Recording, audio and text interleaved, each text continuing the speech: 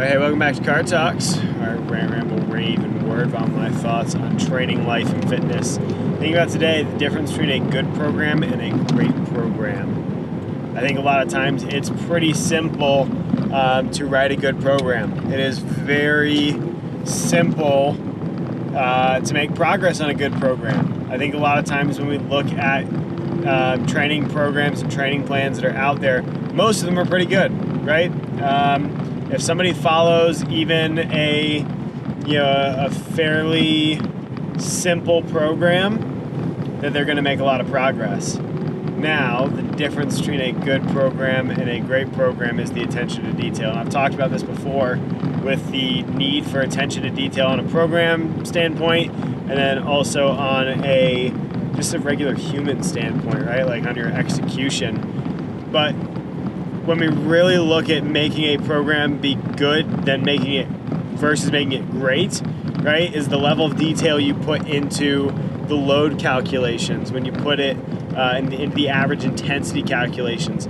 How close are you to a certain load, a certain prescription, a certain utilization of exercises? I think a lot of times we forget that, right?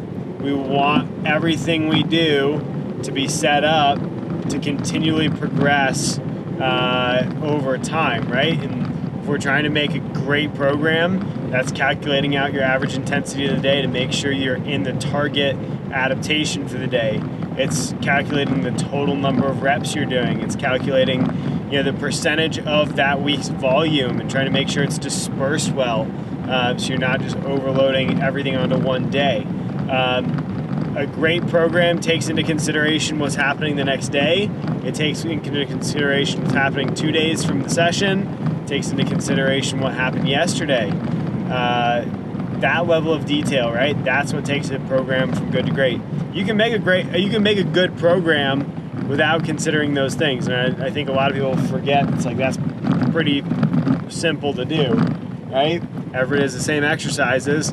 It's like you can make a lot of substantial progress on a simple 4x5, 5x3, 3x1. It's very much a different circumstance when you're planning out specific loads, specific tonnages, specific volume, weekly volume, things like that.